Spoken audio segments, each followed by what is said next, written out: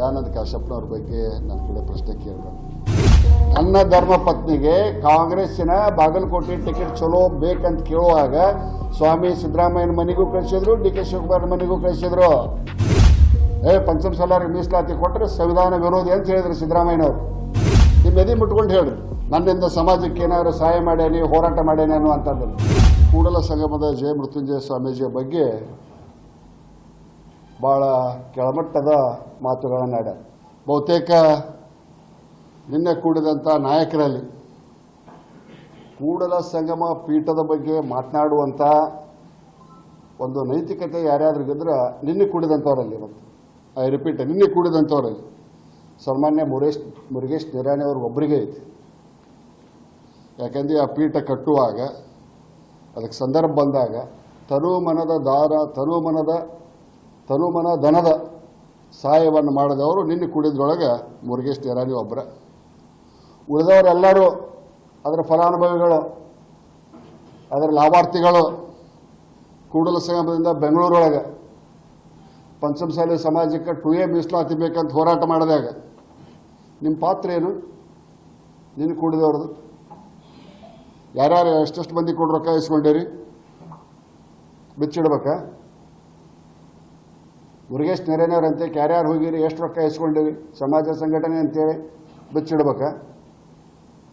ಕೂಡಲ ಸಂಗಮದ ಪೀಠದ ಆಸ್ತಿ ಸನ್ಮಾನ್ಯ ಪ್ರಬಣ್ಣ ಹುಣಸಿಕಟ್ಟಿಯವ್ರು ತಮ್ಮ ಹೆಸರಲ್ಲಿದ್ದಾವೆ, ಉತ್ತಾರ ಬೇಕಾದ್ರೆ ನೋಡ್ಕೋಬೋದು. ಮತ್ತು ಕೂಡಲ ಸಂಗಮದ ಜಯ ಮೃತ್ಯುಂಜಯ ಸ್ವಾಮೀಜಿ ತನಗಾಗಿ ಏನೂ ₹1 ಆಸ್ತಿ ಮಾಡಿಕೊಂಡಿಲ್ಲ. ಹಿಂದಿದ್ದ ಕಾರು ಮುರುಗೇಶ್ ನಿರಾಣಿ, ವಿನಯ್ ಕುಲಕರ್ಣಿ ಅವರು ಕೊಡಿಸಿದ್ರು.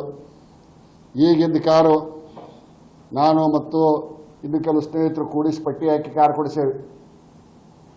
ನೀನು ಕುಂತು ಮೀಟಿಂಗ್ ಮಾಡ್ಯಾವಲ್ಲ, ನಾಟ್ಪೇಡ್ ಗಿರಾಕಿ ಅಂತಿರೋ ಏನಂತಿರೋ, ಏನಪ್ಪ ಯಾವ್ದಾರು ಒಂದು ಚಲೋ ಶಬ್ದ ಹೇಳ್ರು, ಪೇಡ್ ಗಿರಾಕಿ, ಇವು ಕುಂತು ಒಂದು ವಾರ್ನಿಂಗ್ ಮಾಡ್ತಾರಂತ.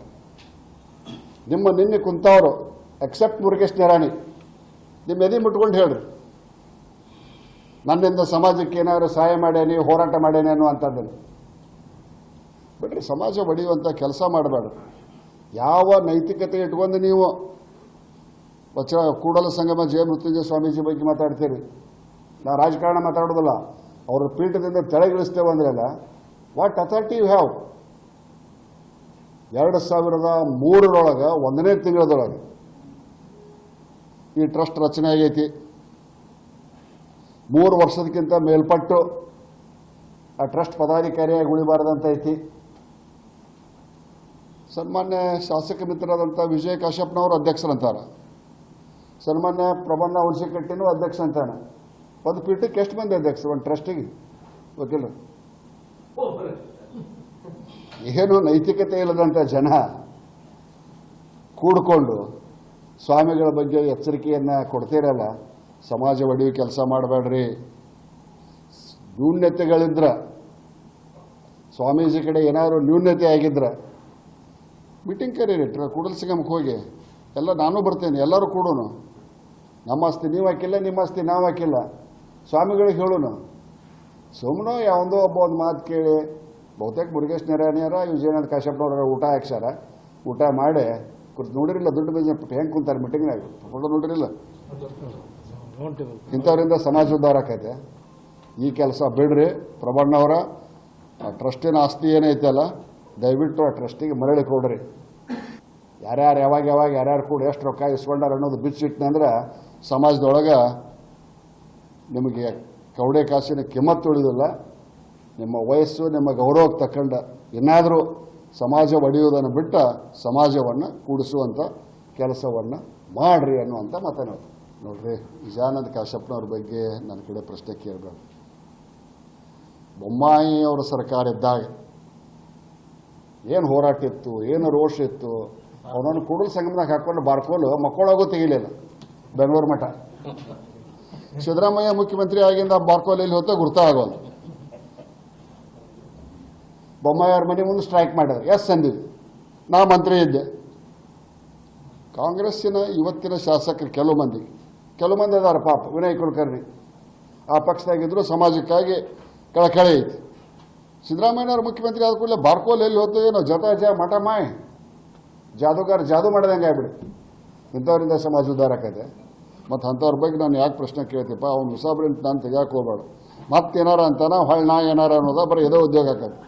ನನ್ನ ಧರ್ಮ ಪತ್ನಿಗೆ ಕಾಂಗ್ರೆಸ್ಸಿನ ಬಾಗಲಕೋಟೆ ಟಿಕೆಟ್ ಚಲೋ ಬೇಕಂತ ಕೇಳುವಾಗ ಸ್ವಾಮಿ ಸಿದ್ದರಾಮಯ್ಯನ ಮನೆಗೂ ಕಳಿಸಿದ್ರು, ಡಿ ಕೆ ಶಿವಕುಮಾರ್ ಮನೆಗೂ ಕಳಿಸಿದ್ರು, ಖರ್ಗೆ ಅವ್ರ ಮನೆಗೂ ಕಳಿಸಿದ್ರು.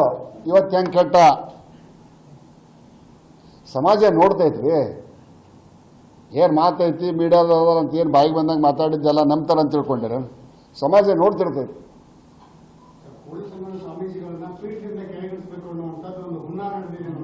ಏನೈತೆ ಆ ಪೀಠದಾಗ?